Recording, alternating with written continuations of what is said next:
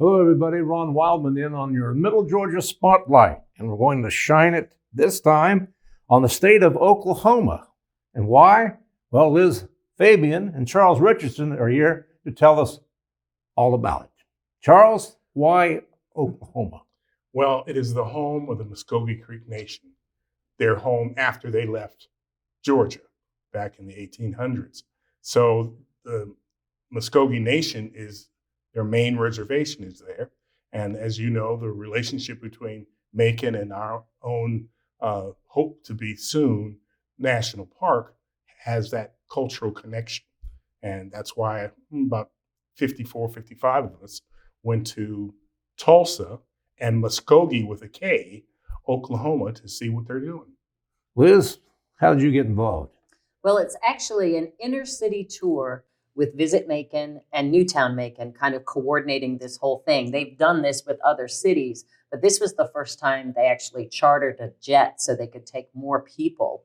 And so it is a tour designed to foster relationships, learn best practices, not only from the Muskogee Creek Nation, but also the city of Tulsa, because there are a lot of parallels with what they're doing with their music heritage, what we're doing with our music heritage, what they're doing with confronting the violence of their past with the 1921 massacre, and what we're doing with the African American Trail here and calling attention to where the slave markets were downtown and things like that. So it was a very interesting cultural exchange, and I was really quite surprised about a number of things, but also pleasantly surprised about the similarities that we have with Tulsa and the Muskogee Creeks. 50 people. What prompted that? Well, we've almost filled up the jet. But I think it's really just a show of goodwill that the Maconites that are here are doing what we're doing with the nation in a genuine effort. You had people from all over our community that went on this trip. And I think it was a visible show that we want you here. We want you to come back and celebrate your land, that it's not some cover or show or whatever, that it's real and genuine. Well, I remember, I don't know how many years ago, but a businessman, Charles Jones, Exactly. wanted those ties. And for a while we did, and we still have some of those ties. I mean, but we want a bigger footprint, let's say. Yes. They are doing some very interesting things with the nation. As you know, they've got their own, not just one large casino, which they're about to expand, but they've got, I believe, 8 different casinos on the reservation. And those 8 casinos bring in a lot of income, and it funds about 90% of the cost of upkeep for the nation.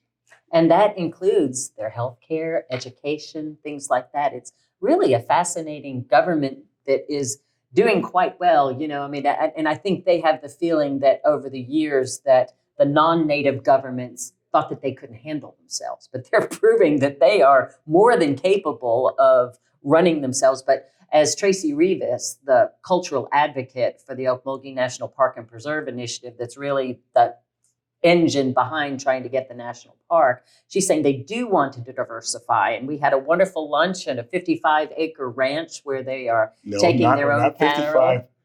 5,556-acre ranch. Oh, did I say 5,500? Yeah, no, you said 55. Oh, I thought I said 5,500. It's 5,500 more, Yeah, right. along with that 55. Yeah. I thought I said 5,500. That's what was in my brain, but didn't come out of my mouth. But this ranch is they also have 2 other ranches elsewhere on the reservation south of this one. But that's a lot of property. But they figured out. I sat with the director of their Secretary of Agriculture, and he says, well, for each cow, you ought to have an acre of land so that they can feed at. And they also want How many would that be, Liz? Well, they're There's right 750 cows right now. Yeah. So 750 acres. Yeah, they rest some pastures, but their raising of their cows, it's all natural. They don't inject anything, and they have their own meat processing plant. When I was out there several years ago, I went to one of the casinos, and they aren't these, I don't know if you went to all of them, but they aren't these huge, elaborate ones either. Some of them aren't. No, no. In fact, the Muskogee Creek started off with a bingo hall kind of Yeah. place, but that has grown into the River Spirit Casino, which has 400 and some odd hotel rooms, and they want to build another tower to that. Well, I didn't see But- that one. Yeah. No, It it was wasn't just there. a lovely I saw the little place. corner gas station Yeah. type one. Yeah. Well, this is along the Arkansas River. Beautiful location. And Tracy Rivas was telling us how across the river they have more development plans, kind of planning more kind of tourist type places where people can bring their families. And there's a Top Golf type facility over there. And so they're really trying to bring people in. So is the town of Okmulgee, with the K. There's a very big cultural exchange going on there too. And between the two communities, our community and their community, like the head of tourism for them was saying that, people come and hear this part of the story, but they really have to go back to Macon to hear where it began. And the people that know the story here need to go to Oklahoma to see what's going on now and see what actually happened. I mean, we visited, the first stop was the Council Oak Tree, which is where one of the tribes came and settled their first spot, looking over the Arkansas River. That's where they, planted. And that's what's become Tulsa, Oklahoma. Yeah. And what I didn't realize too, that Tulsa is really kind of the morphization, if you can say that as a word, from Tallahassee to Tulsa. And they're both the Creek language. They're both from that language. And Tulsa is inside an Indian reservation now. Yes. Now, how does that work legally, or do you know? Well, that was a question I continued to ask. How do they get along with the other governments? And I think it's something that they're still working on because Tulsa is in not only the Creek Nation, but the Seminole Nation. And Osage, too. And the Osage Nation. So you've got all this government and nobody, who do you call? Is it under the nation's jurisdiction? Is it under the county's jurisdiction? Is it under the city of Tulsa's jurisdiction?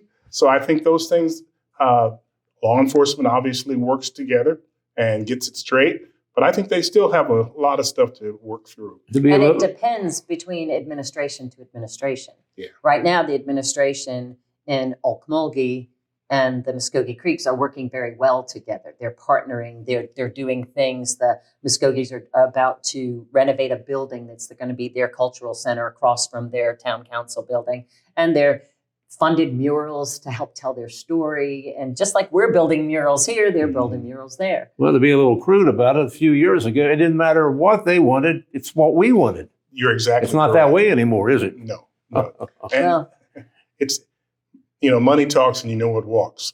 And those casinos are producing a fair amount of income. And for them to go out and spend over $1 million for the ranch, and that's sort of testament of what kind of financial health they have. I think it was 22 million. Yeah, it was 22 or 25, somewhere in there. Somewhere. And I was surprised by their entrepreneurial spirit. They are entrepreneurs. They're looking for other things to invest in. They're buying other property. Tracy said they built 13 buildings since Chief Hill administration came into office. And that they hadn't built any since back before the turn of the century. I mean, the last century, the 2000th century. Mhm. But yes, that there's just been a lot of growth under Chief Hill. Does oil play any part in this? It does, but not in the ways you might think. The George Kaiser, who's one of the richest men on earth, has and a huge philanthropist right behind Bill Gates, Bill and Melinda Gates, and Warren Buffett. We went to a place called the Gathering Place, and it's a 100-acre place for Tulsans to gather. And it started off with a $143 million gift from the Kaiser Foundation. And he has pledged with the Gates and the Buffetts to give away half of his fortune. And he said he's going to give it all away. Oh, my. I mean, that's a lot of money. It is. And that is a fabulous park.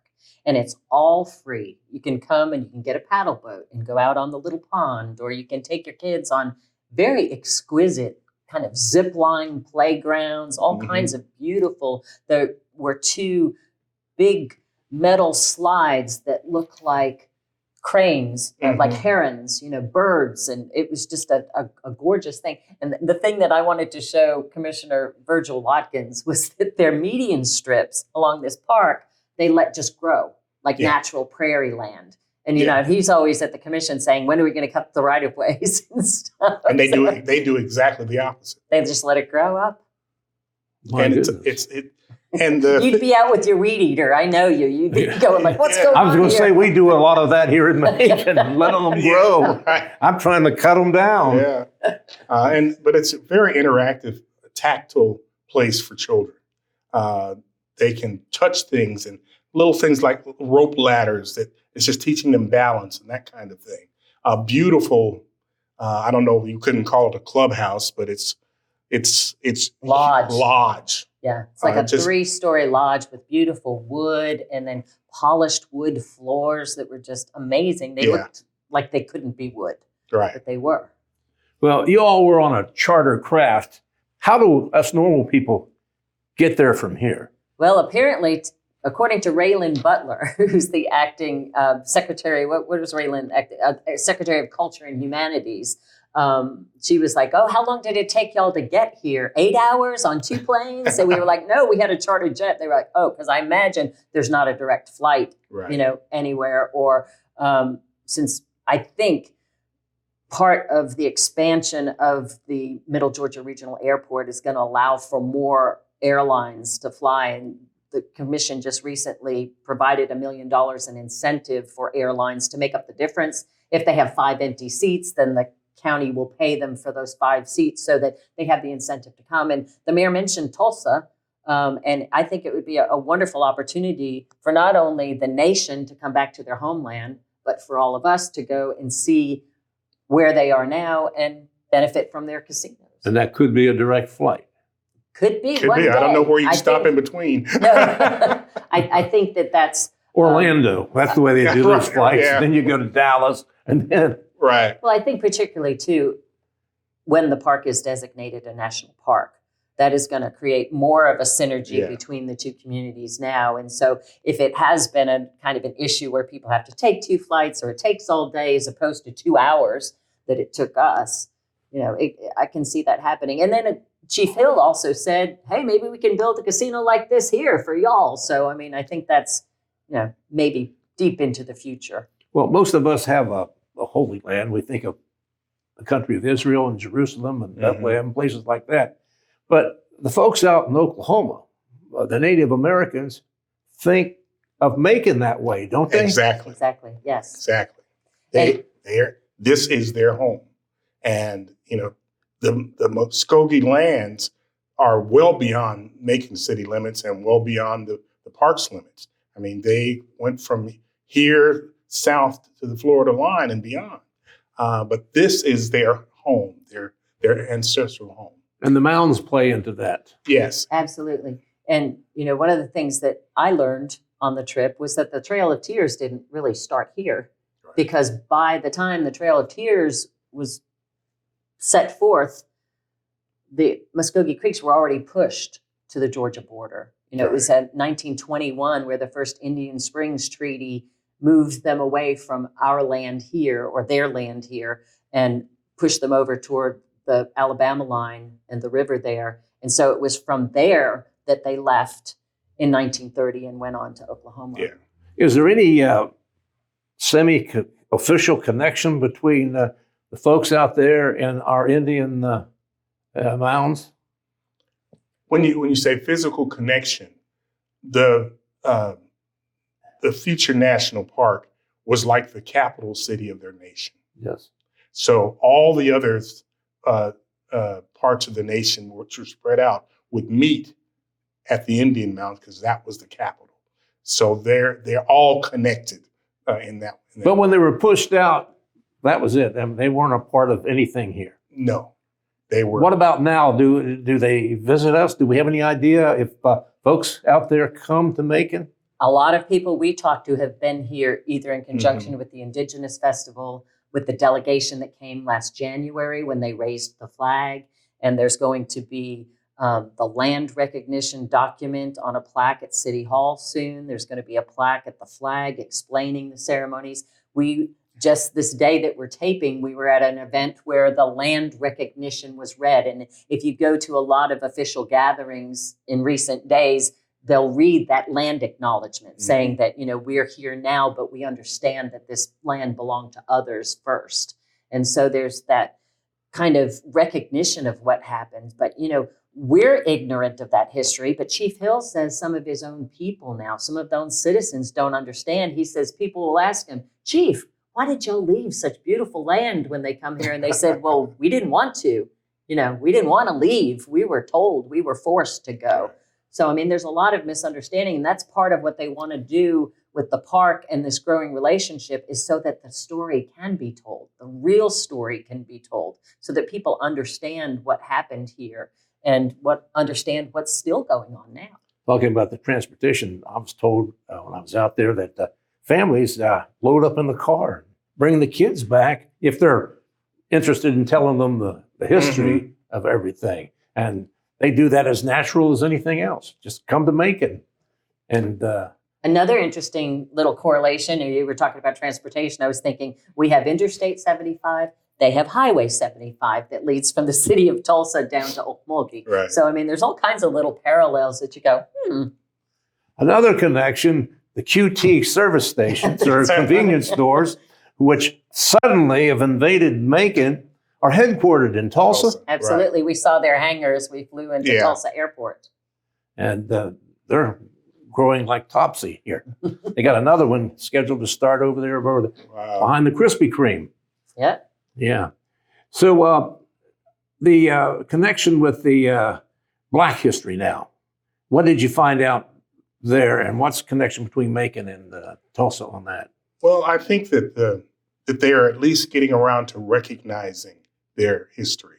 In the race massacre in 1921, there were two major Tulsa newspapers, both white-owned. There was never a story written about the race massacre. It took the Black newspaper that they had burned to the ground for it to get reestablished, for anything to be even said about the race massacre. So that's the beginning of, it was called Black Wall Street because it was one of the most prosperous Black communities in the nation. Then the city added, and the federal government added insult to injury when they built a Highway 244 straight through the Greenwood neighborhood. Just like Pleasant Hill. Just like Pleasant Hill. My goodness. Just like Pleasant Hill. And the other swimming pool further on down the line, I can't think of the neighborhood, but both interstates went through both swimming pools. It was at Booker T or no? It was a part. It's where Kroger is. Bakersfield. Yeah, Bakersfield. Yeah. Bakersfield. Yeah. And now we've started rejuvenated our green bottoms over here off of Martin Luther King Jr., formerly Broadway, and so you see a tie there too. Absolutely, and there's a tourist attraction now, for lack of a better word, for people to go to see Black Wall Street and see how it's been rebuilt. But then also you go into this wonderful museum and you see images of what happened. I had just recently heard within the past, 5 or 6 years about this massacre. It wasn't something that was really in history or talked much about, but because they had the centennial, I think it drew attention to it. But I didn't know until I was in that museum that it wasn't just typical arson fires. They were dropping incendiary devices from airplanes. Right. I was like, it's unbelievable to me. It's like what's going on in the Middle East right now when you have rocket attacks. That's what was happening because there was a prosperous community. And another thing I didn't realize too, do you know how Black Wall Street, how the Black community originated in Tulsa? No. It was because when the Native Americans left, many of them had slaves. Yeah. And so they brought the slaves with them to Oklahoma. And it's part of the history that we learn too, that because of those African-American slaves, they helped the Native American people survive on the way. So I mean, they're credited with that, and then established themselves. There was the oil, and so they were a thriving community. And some folks didn't like that. Burned it to the ground. 102 years ago. Right. And the part that I hadn't realized that even after all that in 1921, by the 30s and the 40s, they had rebuilt their area of town and were prosperous again. Without insurance, because many of the insurance carriers wouldn't pay them. And there was no help from the county. They just sort of ignored the whole thing, and they rebuilt it themselves. And you can see that entrepreneurial spirit in many of the people we talk to. But there's an edge there that you can pretty much see. And I remember I forget her name, but she said, reconciliation is not a destination. It's a process, continual process. So it was interesting. Our first meeting actually was with the mayor and some of his folk and someone from the center. And she came on after the mayor, and she wasn't kowtowing to what the mayor said. And so there's some friction there that they're still working through. Yeah, and that's part of it, that you not only have the African-American community, the Native American community, and then the others. So, I mean, there's that whole friction going on, not only what has been happening to the Native people, but also still going on within the struggles that they have. Yeah. Well, what are the odds of us connecting far more? Because you had 50 folks, I guess, shakers and movers of our community. And of course, Mayor Miller is working with the Indian Nation, though with the city here. And that administration someday will change. And do you see it going forward, Charles? I think that we made some connections on this trip. For instance, Middle Georgia State found out that in Okmulgee, their high school has an aviation program. We've already made contact with that high school because we happen to have an aviation campus down in Eastman. There are going to be connections like that. Their community college is only 2 years. So we're working on something that they can come to Middle Georgia State, either online or in person, and finish out their degrees. And I saw one of the financial gentlemen that was on our trip had Chief Hill's ear for a long time at the opening reception. So just those things coming on, because one of the unique things about the Okmulgee National Monument National Park project is that the Muskogee Creek Nation will be a co-manager of that park. They're going to have say over the cultural lands and all of that. So it's not just going to be, the Department of the Interior. There's also going to be a Native American presence there, which really hasn't happened Never anywhere. happened. So I came off thinking that, okay, they're struggling with local governments and state governments in Oklahoma for their rights. And here we are saying, come on. We want you back. We want you part of this. And so it's really nice to be a part of. What's the status of us becoming that national park in name? Well, I heard an update at the Industrial Authority recently with Mayor Pro Tem Seth Clark, who had actually missed the first 2 days of our trip because he was in Washington trying to get things kind of pushed through. And he says we are blessed in the fact that we have bipartisan support. It's not like some of these other projects. And there had been a little bit of, I think, maybe rumblings from the senators in Oklahoma, but they're now on board with it as well. So he is very confident that it's going to get through this Congress. I mean, so we have a whole nother year, but he's pretty sure that it's going to drop sometime this year and then hopefully be passed next year. But again, we've heard that, 5 or 6 years now, but it just kind of depends on what's going on in Washington, I think. Do you have any idea what next, Charles? Well, I think what's next is we have to, be patient, because as you're aware, the Congress is going through some fits and starts right about now. Especially now. Especially now. So maybe part of that fit and start will change when they elect a speaker, maybe even as we're taping this. But I think that the commitment from Macon for this project is high.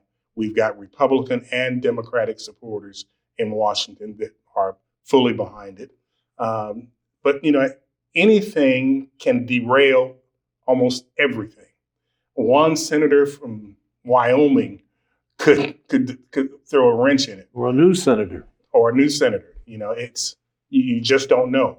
But there's nothing that you can look at this project, this proposal, that sticks out like we don't like that. It's a collaboration between the nation and the federal government that I think they want, and we just have to be patient and get it through. And another thing I learned recently too is because when I first heard about this proposal, I had heard talk of going all the way down to Hawkinsville. I don't know if you've heard that too, but Seth Clark said the other day that the DNR's land down there, they've sent a letter to Congress saying they really want to be kept a separate entity. So now they're looking at, a smaller area north of Highway 96, all the way up into here, and then stretching out more toward Robins Air Force Base. Still a good piece of land. Yeah, good Yes, piece of property. Yes. Well, it seems like it's getting closer and closer, and that's such a good thing for our community and for the state of Oklahoma, too. And you think, we're talking about economic development, and I'm trying to remember what the figures are, and I haven't had a good track record with figures yet on this trip, but just the expected economic impact after 15 years is somewhere in the neighborhood of $205 million. And the mayor has plans for the East Bank over there across from the Macon Coliseum, where they've bought up all that land, hoping to do another big multi-purpose development with residences and hotels and retail and all kinds of interesting things. No law against dreaming. No, but it can't be reality until you dream it. Yeah, that's right. Well, Charles, thank you very much for being with us. Liz, always glad to have you over here and the company you bring with you. And thank you, folks. I'm Ron Wildman here at WMUB over here at Mercer University.